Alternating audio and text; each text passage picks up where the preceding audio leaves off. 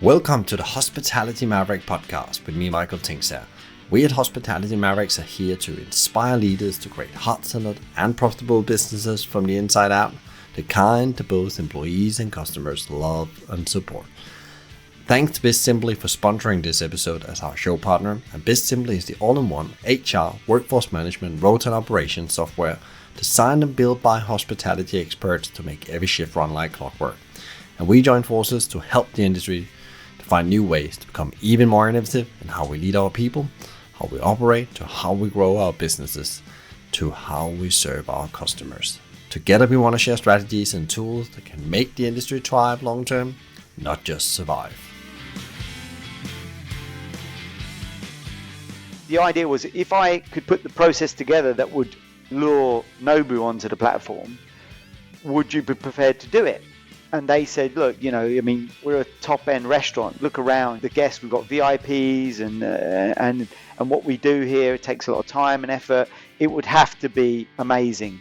So, I set about thinking about the most amazing delivery process and what not only the operator would want, but the customer would want. This is Peter Georgiou, founder and CEO of Supper, which after 7 years of existence are now known as the luxury delivery company of choice for London's finest restaurants and retailers. And it all started with a poor restaurant delivery experience. One night with a friend, Peter realized that he could bring his previous expertise and insights to offer a better solution to the growing delivery sector.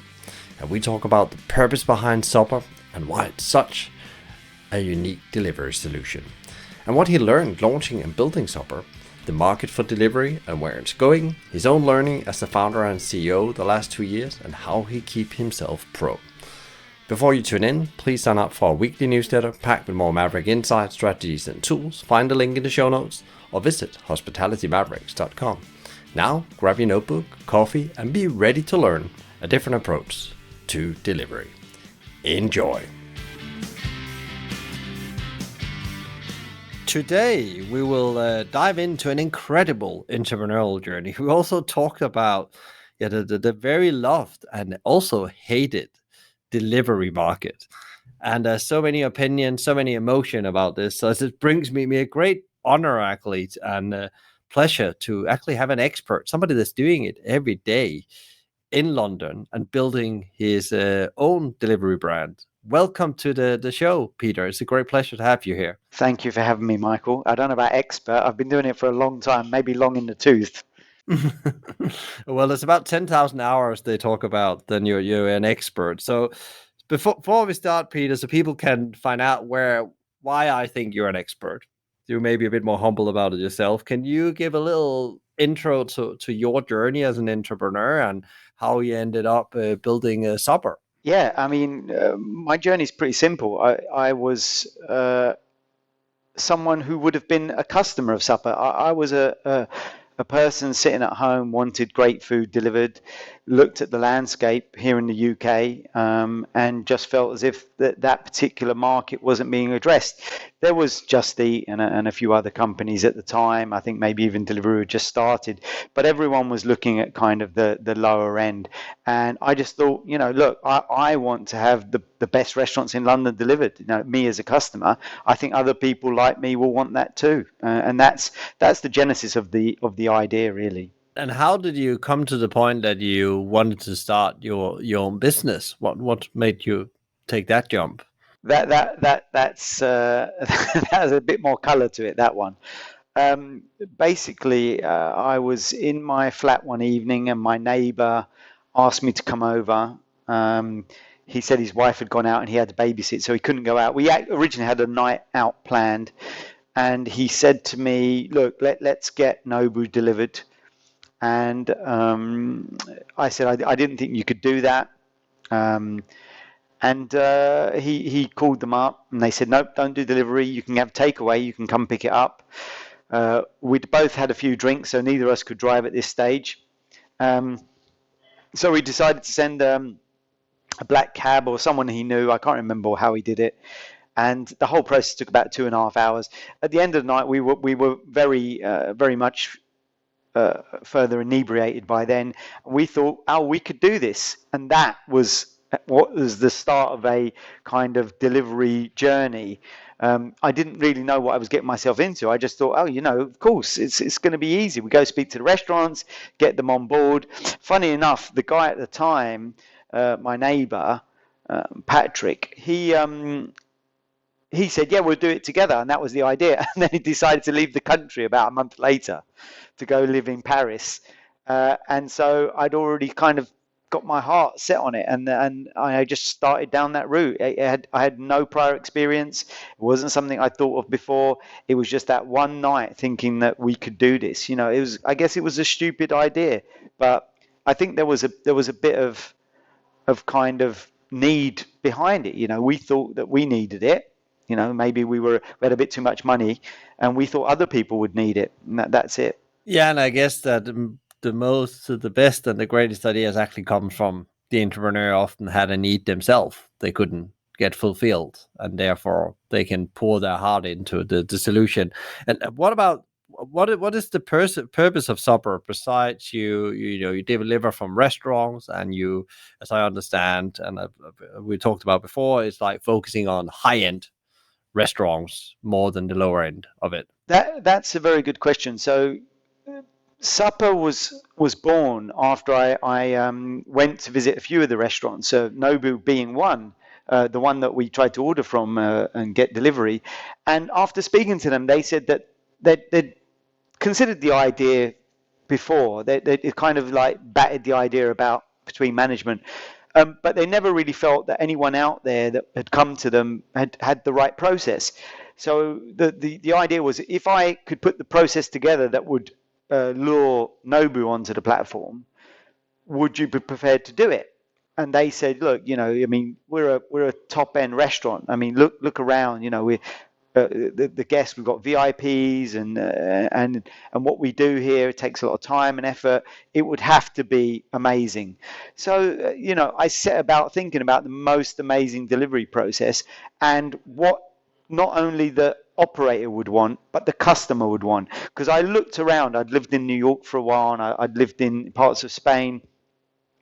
And I realized that, delivery has been going on for many years from local restaurants, but it was very simple. A guy on a bicycle and a car, there was nothing much to it. And so it dawned on me that it could be done better. And if you were going to try and attract the best restaurants, up to Michelin star and above, you'd need the best delivery process to do that. And that's what I set about doing. And what is it that makes you, you already talked, there's a difference between you and the majority of the player in the market. What is it that makes you unique? And what is it that the customers love about you, both on the restaurant side, but also on the people who buy the food? Okay, so on the operator side, I think it's the time and care and attention we put to the delivery process, and the amount of hoops we jump through in order to attract the best restaurants. So we'll go through lots of testing of the food. We have these very unique vehicles that I purchased in Japan and brought from Japan. We're the only ones to have them in the country. They're amazing for food delivery. They're amazing for lots of delivery. They're literally a delivery vehicle, but I repurposed them for food delivery. We fill the bikes with hot, cold elements to keep the food separated as it's traveling. So you keep hot by itself, cold by itself. They maintain the temperature for a period of time. So as far as the operator is concerned, when the food leaves their restaurant, it's cared for in the best way possible. And they're very concerned about that. The only way to attract these guys is by telling them that you're going to take the most care that anyone has ever had in delivery. As far as the customer's concerned, on the other end, when you're delivering the food, we have very skilled, uniformed drivers. They all work for us. We have all this equipment that I've told you that it all belongs to us. They're courteous. They know how to interact with not only the restaurant, but the customer. So the customer has a better experience. And then when they go into the food and they delve into the food, it's not only hot or cold, it's in the perfect manner. It's not plated as in the restaurant, but once you put it on your own plates, you should have a great experience, or as good as it can be in a delivery process, because the delivery process, there is degradation and there is heat, dissipation. So those things happen. You can't ignore it. Even we could put so many processes in place, but once that food is made for the pass and it's about to leave, it's always going to degrade. So, being traveling for 10, 15 minutes on a bike and moving from bag to bag and hand to hand, but we do it, I believe, in the best way possible. And we've spent a lot of time doing. I'm like 7 years in now, and it took a few years to get this right. And since then, all we've done is we keep tweaking and mastering our craft, and we specialize on the service and the quality aspects of our process. So, we're not as technologically advanced as the other companies. We're not as big on marketing, but when it comes to the delivery process, we are way far and above number one. And it's super interesting that you talk about these restaurants you mentioned here. The product and that experience is so key for them, because that's why people come in the restaurant. So you almost need to replicate that in a delivery process. Is it easy for you to get restaurants on board? Because I guess they're very protected about their product.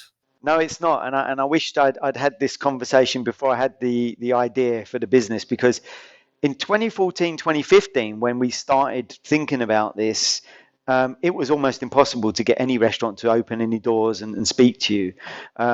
Were we ahead of our time? I don't know. Even back then, the other delivery companies were finding it difficult to turn restaurants on. But I guess time goes on, and the barrier to entry at that stage was very, very high. And I guess now, looking back, it all seems worth it. But I mean, there was a long time in between, and we had great restaurants on the platform, but I really wanted the best of the best. And come late 2018, 2019, we started having really good conversations with those key restaurants. And then, obviously, as you know, when the pandemic kicked in, it was a spotlight that shone on us. And my phone lit up, and all the restaurants that I'd been knocking on the doors and all the owners that I'd been speaking to all wanted to join the platform. And as I've said to many people, over the period since, it wasn't luck, and it wasn't, a COVID business. We'd been in business for a while. I think it's that people had the perception already by then that we were the premium delivery service that we said we were. We'd been doing it for many people, and I'd been knocking on those doors. So, at the end of the day, a lot of these restaurants weren't geared up for doing delivery. They didn't want to do it. It was a dining experience. And I think that when we came along, they had no interest. But when push comes to shove, and they have to, they then really got their heels stuck in, and now they've embraced it. And going forward, I think it's very much a model of most restaurants out there. The only thing that is a problem now for restaurants is the staffing issue, but I guess that's another podcast. That's But I guess that also impact that you are more open to sell through channels where you might don't need the same level of staffing. You don't want to run that self. You want to be available for your customer in other ways if you have to reduce your capacity or opening hours or whatever it is. Yeah, one of my pitches used to be that we don't want to take away from the restaurant experience. We're not replacing the restaurant experience. What we're doing is giving you or giving your customers the ability to have you more times. And I say you, the restaurant, at home. Because if, like most people, you don't go out to eat every single day of the week. You might reserve it for a Friday or Saturday or even a Sunday lunch. Now, that's one time in that one restaurant. But if you're at home and you love that particular restaurant, you would be inclined while you're sitting in front of the TV to possibly order it. Or you might have guests coming around just for a drink, and you're like, you know what, I'll get some sushi or whatever. That is what opens up the ability for you being on deliveries. You now have another opportunity to gain that customer's money. So if you don't offer delivery, you're not embracing your customer to their maximum benefit, because ultimately they love your brand. Whether they come into the restaurant and they get it at home, they still are going to be a customer of yours. Now, people embrace us because we basically sell ourselves as the best delivery company. So if you really care about your product, you're going to use Supper. And is there, when you talk about, you talk about standards here, and you have like an ambition to be the best delivery company, and that's what set you apart. That's why also you focus on the operation and the delivery of that experience. Can you talk a bit about, because what I thought was really interesting in one of our other conversations we had, Peter, you talked about the way you recruit people and train them to actually be able to deliver, the supper experience, which I guess is a bit different than the average delivery company. Yep, I go to the restaurants on a regular basis, and once again, I have this kind of analogy. When you're a customer in a restaurant and you're an owner and you want to hire staff, you bring them in, you train them, and you about how the restaurant operates, how the customer needs to be treated, and in it's the same when you do delivery, because a restaurant owner would never pull someone off the street and just get them serving people, right? But the other delivery companies, their focus is growth, speed. So they want people to go onto an app, sign up, and then literally get on their bikes and start delivering. It doesn't work for our partners. We now have, as we've grown, we now have a training facility specifically dedicated for the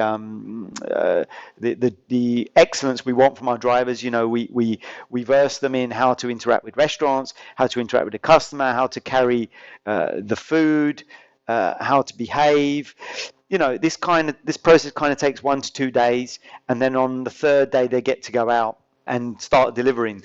In its quickest form, it could take a day, but generally it takes a couple of days. They have to get used to the vehicle. There's a lot of elements to that. But ultimately, if you're going to be an extension of a restaurant, you have to understand what that restaurant expects from you. And I think that's what we do so well. When the drivers turn up to these restaurants, they generally know who the people are that they're delivering for. They know the importance of the restaurant. They know the kind of importance to us. Whereas I've had delivery guys come into my building, and I said, "Where are you delivering from?" And the guy wouldn't even know the restaurant he turned up to just a second ago. So I guess it's slightly different. We're a smaller business. We concentrate more on the details. We're very focused on that kind of service and quality that restaurants have come to be known by. And I guess also this factor in a way also means that you have to scale in a, controlled, balanced way, because if that experience for the operator that signed you on suddenly slips, that they feel the people that comes in has not got the right training, it's not handling the product or their behavior around the restaurant in the right way. In the years gone by, it's been easier to onboard drivers, because it's been a lot.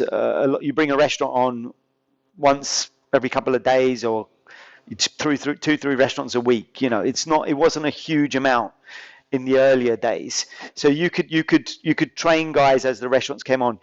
The pandemic was very challenging, because we had a dichotomy then. It was like, okay, how quickly can we onboard restaurants and drivers? How quickly can we upscale this business now? Because things are coming at us at 100 miles an hour. We've got people sitting at home. We've got restaurants completely shut. They need to be switched on. They've got to be switched on tomorrow. Right now, we've gone back to the old days, and that is restaurants are thinking about whether they want to join the platform. They're thinking it's more controlled. So that pandemic scenario, however, the one thing that we benefited from was a lot of people sitting at home. And because a lot of people were sitting at home and we had staff in the office, it was easier for us to do the onboarding that's where I came down to the 1 day. It was easier for us to do the onboarding quickly, but we still had dilemmas about, have they been trained enough? Is the service going to be good enough? But you know what? When you have to think fast and you have to move rapidly, you kind of find out, where your skills lie, and we'd always concentrated on that part of the business. We'd always had employed drivers, and so every employed driver that was working for the business trained other guys, and it was pretty simple, but it was very, very chaotic in the beginning. That also lead me very nicely to, you talked about the pandemic where there was this explosion and growth, all over the place, and you said that the speed is tailing off a bit again, but also there's this, that people have talked about even before the pandemic, there's massive potential in the delivery market, plus 11 billion pounds just here in the UK maybe. Could you give us a bit of an idea, as an expert operating in the market, is there actually this, growth potential for delivery, and where are we going with it all? Okay, well, I don't, firstly, as a delivery company, I don't think delivery is going anywhere. Obviously, I would say that, but honestly, I think that our lives have changed completely over the last 5, 10 years. Everybody wants stuff delivered now, whether it be a phone or a book or food. So that's not going anywhere. As far as pandemic scenario where it was kind of off the scale and it was chaotic, yeah, that's tapered off. Everybody's seen it. People are out socializing again, and whether it's buying stuff on Amazon or using our delivery service, everyone is now kind of getting back to their normal routine, going to shops and going to restaurants. Now, saying that, going forward, I still believe delivery is a big, big business. It's not going to grow at the same rate. It's tapered off. But I guess the big question is, with the market as it is, wage inflation and stuff, how do the unit economics match up? Who is making money, who can make money? At the end of the day, we've seen just in our business 25% wage inflation for the drivers. They're at the lower end of the market. Nobody wants to do that kind of job, so you have to pay these guys more money. But these other delivery companies, the bigger ones, are doing free delivery, they're doing discounts. I guess it becomes very difficult to run a positive unit economic business. Now, I'm very lucky because we're in a business that has an average order value of £110 per transaction. Compare that to one of the other the generalist companies, and I guess they're about a £20 basket. So on a £20 basket, and I think Deliveroo have been quite vocal about this over the years. They probably lose about £2 or something. I think at one stage they lost a lot more. So you have to think about how long is that sustainable. And in the current climate, as we were discussing previously, there seems to be a lot of money pulling away from this delivery arena right now because the unit economics just don't stack up. So I guess, yep, delivery will exist. Will it grow at the same rate? I don't know. It will still be a very, very big business. There's still a big market out there. There still hasn't been huge adoption in various industries. I mean, the amount of food delivered is still about 1%. Is online. The rest of it is kind of grocery stores and stuff. So it's still a big market. I think it has a long way to go. I just think it's gonna take a bit of time now to get to that multi-billion-pound market that you were discussing in the short space of time. Yeah, and I guess it's very interesting you talk about that investors, I guess it is, and other stakeholders really looking at who can make money. Because in the end of the day, you can't just sell the vision that can't keep on going. Somebody has to show that actually this model works and you can make money on it. Yeah, 100%. I mean, at the end of the day, investors traditionally have always wanted a profit. And we've come out of the 2000 dot-com bubble where that happened a lot, and then we stabilized. And then all of a sudden, in the last 10, 15 years, you've got these new businesses that just grow, lose a load of money, IPO. The people who are invested all make money, and then the businesses just start to kind of tail off. The shares start to fall out of bed, and a lot of people get lost, get left behind. They lose money. So ultimately, I think everyone's looking at models that may or have happened before. The Amazon model. I mean, they were very, very big loss-making businesses for many years, and all of a sudden they're profitable, and I think everyone thinks they can do it.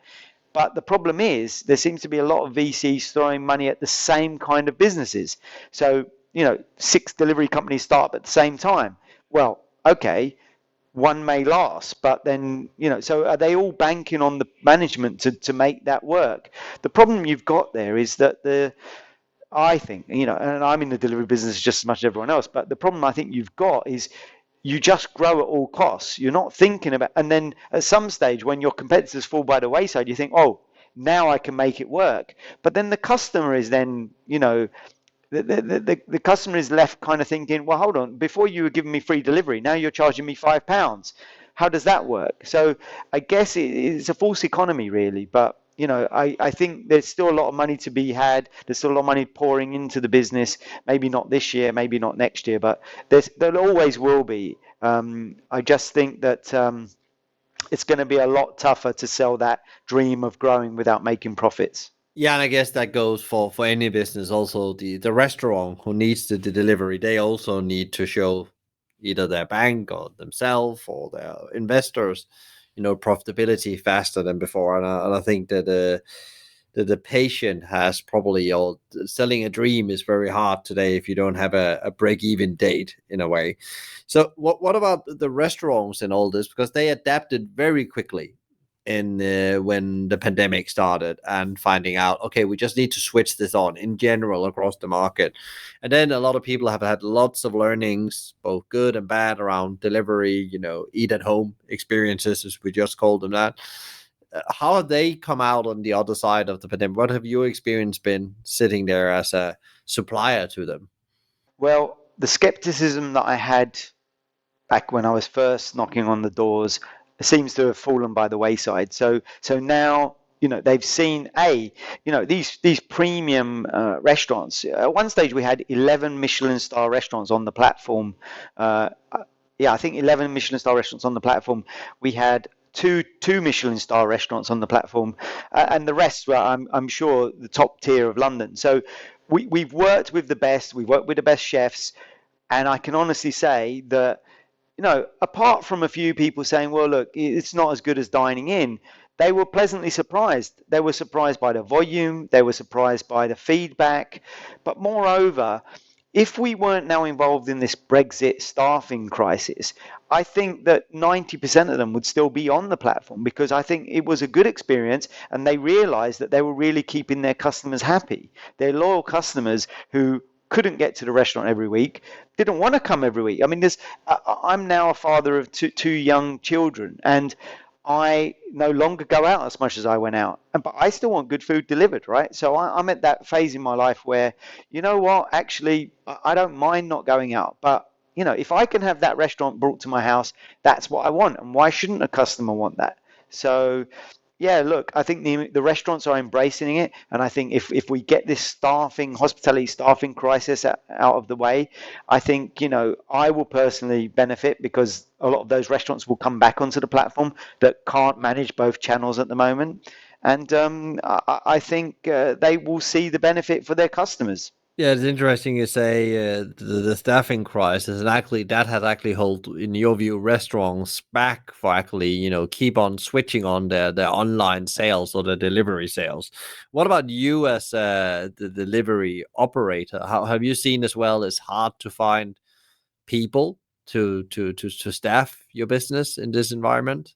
Lately, the driving staff, yeah, that's been hard, because they keep saying that some new company's going to offer them 10, 15, 20% more than you're paying them. So yeah, it has been hard, because that's a balancing act, right? How much do you pay a driver to do this delivery, and you're doing a premium delivery, so it's got to be the best. But then, what do you forego? Do you forego making money on that order, or just because you're offering a service out? So yeah, there's been a lot of questions to be asked. However, I think there's been a bit of a shift in the market recently, and I think a few companies have gone out of business. So I think there's a few more riders out there, but once again, it's still a bit of a rider market. They're asking and dictating for what they want. That may change, so we may see that staffing element ease. But for the moment, there is a lot of pressure on finding good staff. And if you look at the, how local communities and in general, how have they embraced more delivery businesses coming around, and for your sake in London, in the boroughs, is it that open-mindedness to that, or is there any barriers when it comes to the councils and so on? Well, I guess you ask a question specifically directed at the larger companies, because you hear about all this news about nuisance riders and dark kitchens in suburban areas that have become noise polluters and stuff. I guess being a smaller business, very central London located, I guess we kind of a bit more, undercover. We're a bit camouflaged by the noise of the city. We don't really annoy anyone. We do I'd say hundreds of deliveries a day rather than thousands upon thousands. So, I guess we slip through the net, and actually the bikes that we use, they're not electric, but they're very eco-friendly, and they have hardly any noise pollution. So, look, as I say, we've always tried to be a delivery company that supports our restaurants rather than a big in-your-face delivery company that's all about what we do. So I guess we can move about the city a lot easier and be a lot more kind of uh, discreet in what we do. So we don't suffer from that at all. What is your prediction for, hospitality delivery in the coming 18 months? We touched on the staffing crisis. That's definitely having a toll on the industry, as you already mentioned, where I think it's approaching 200,000 open jobs or even more right now. But is there other things you see that is coming, or things that becomes easier as we go forward the next 12 to 18 months? Well, I read in hospitality it was something like that, but I read in London there's 500,000 vacancies right now for jobs. So that's London in its entirety, regardless of hospitality. What do I see happening? That is a very good question. I speak to the restaurant owners all the time. At the moment, none of them can see any light at the end of the tunnel. It seems to be getting worse. We were told it was getting better, and there was a kind of situation where it slightly eased around November, December time, and since January, February, it's got worse. So I don't know. I'm hopeful that things will there will be some kind of change in policy or something. I mean, I'm clutching at straws here, but something that would ease the situation so that restaurants can get back to either full capacity. I mean, a lot of the restaurants I work with at the top level, they haven't got enough staff to open on 7 days a week, so they're closed for a Monday or a Tuesday. They never did that before. They can open for delivery, but on certain days of the week rather than whereas pre-pandemic and in pandemic obviously we were used to these guys being on all the time. So how long and how quickly that will change, that's tough. For 18 months, I think we're going to need the whole 18 months for that to resolve itself, I'm afraid. And what do you see of big movements in the market? Is there a lot of change ahead of us in the sector in general, you think? Well, look, in the hospitality sector, there's a movement called Hospitality Rising, and we're part of it. And basically, that's all the hospitality industry coming together and marketing themselves to the younger generation and saying hospitality is a great place to work. It's a career. You can really build a lifestyle from this kind of career. You can get to the top. You can be top chef. You can be a GM. You can be the GM of a hotel. There's lots of opportunity, and I guess it looks as if in the last few years hospitality has been left behind, and people think it's just being a waiter or being like a commie chef. So I think if that word gets out and they can do a really good job on that as a movement, then I think it could start to we could bring people, because actually historically hospitality has been led by foreign labour, European labour, and we need to bring some local talent into the mix here to really help resolve things. Mm, mm. That's really interesting. So it's like there's almost like a movement that needs to happen where the perception of a job in hospitality becomes stronger, but even better than other sectors. Because I totally agree with you. There's like life skills, transferable skills. So even if you spend 10 years of your career in hospitality, you can transfer into so many businesses if you really really get stuck into it. Yeah, in the pandemic, I took a lot of staff from hospitality. They were waiters, they were bartenders, they worked in front of house, they worked in the kitchen. And these guys were honestly some of the best workers that we took on. Some were drivers, some worked in the office, but they were the most personable.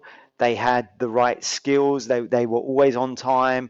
I mean, you really do get a good ground in working in hospitality. There is a lot of elements I can't speak highly enough about working in any of the elements of hospitality, whether it be restaurant, hotel, and entertainment businesses. All of those things, I think you were right. Life skills, especially if you're young, you need that kind of grounding. What have been your own like biggest learning the past 2 years, and what have that made you think, do from when you really got clarity around that? Running your own business is tough. That's one of the biggest learnings. Tenacity. You have to have a lot of tenacity. I mean, even if the pandemic didn't happen, supper would still be here now. I guess it just would have taken a lot longer to get here. So you need that tenacity to get you through because, as the years have gone on, we would have taken on, those key restaurants. They would, we would eventually, there would have been this kind of sea change in restaurants' perceptions. Also, yeah, I think you have to be malleable. You have to adapt to what's going on, and we've always been able to do that, especially being small, nimble. We could see that. The need for these restaurants to come on board very quickly at the beginning of the pandemic had to happen. And so as a smaller business, we were able to adapt to specific needs of some restaurants. And we did certain things we wouldn't have done pre-pandemic. We made certain provisions for those guys. And, it set us in good stead because now we have amazing relationships. So I don't know. There's certain things, tenacity, adaptability, and I guess in my case, patience, because it's taken quite a while to get here. Mhm. Yeah, that's really interesting. You talk about tenacity. That's like also celebrating the small wins. I think there's like a theme when you talk, Peter, about like the 1% compound every day, where you're focusing on getting better and achieving that mastery, and the rest will follow. Yeah, but also, I chose to do one of the most difficult things out there, and that was deliver premium restaurants. Firstly, being a fellow economist there, Michael, you know that if you're going to start a business, you have to do something that's difficult. Otherwise, everyone can just come into that business. So delivery was already out there. As I said, people have been doing it for years. But what did people not want to do? They didn't want to deliver premium restaurants because, oh, you've got to put too much effort. So I put a lot of time and effort in doing that, tried to make it as good as it can be, and nobody's really followed. Now, you could take that two ways. You could say, well, oh, there's no market, or you could say, well, it's just too difficult. We want the easy route. At the end of the day, it was difficult, and there is a market, and the market's growing. So I guess that's where the tenacity comes in, because I was kind of pig-headed enough to say, this actually you can make this work for the top restaurants, and customers will want it. And I guess patience and working at and gaining that craft, takes time. You never get anything easy in life. Great, great. I love that. What about Supper's plans for the coming 12, 18 months? What is your big plans? Right. Well, assuming the funding goes the right way over the next 12 months, I mean, we're okay for the moment, but obviously we're always looking to get new investors on board. But that being said, we do have plans, and that is to expand our footprint in London. Whether that be with new restaurant partners in different areas of London we aren't currently in, or we've got this localized kitchen idea with some of our partners. A lot of it is contingent on the staffing situation, because obviously that needs to be staffed. Also, we're looking at international expansion because we work with a lot of global players. And we've been asked many times over the years to go abroad, and we're actually pursuing a few of those avenues right now. So hopefully they will all come to fruition by the end of the year. Great, great. What would be your my last question of today? What will you be like your top advice to leaders out there that's trying to accelerate their businesses forward in a post-pandemic world? Okay, so a couple of things. A bit like investing, you shouldn't really invest in something you don't understand. So if you're going to have a business, start a business that you either want or you understand, right? So you either want that service, you need that service, or you're an expert in something and you think that knowledge can be transferred and it will be well received. So that's kind of number one. Number two, see what's going on out there. See what the trends are, and see whether your idea has any validity in and any place in the market. I came from living in New York, and I could have everything I wanted delivered to my apartment in New York. When I came to London, it was a firm no. You can't have this, you can't have that. We're closed on a Sunday. I mean, it was just endless. So I automatically thought that, well, hold on, that if I want that restaurant delivered, I can have that delivered, because you can have it in other places. So I think you should have a look at what's going on, and it's an easy way to get an idea and feel for uptake of an idea, market perception. And then I guess the one thing I didn't do, find some money for investment before you start planning your idea. I unfortunately was very stupid and put all of my own money in, and then tried to find investment. So I kind of did it the wrong way round, and it took a lot longer than I'd hoped. So yeah, I think find either friends and family, seed money, and make sure that they kind of validate your business idea and they're willing to back it. Because if you're putting your own money in, then it's kind of your own idea and maybe nobody else cares about it. So, I think those three things would set someone in good stead.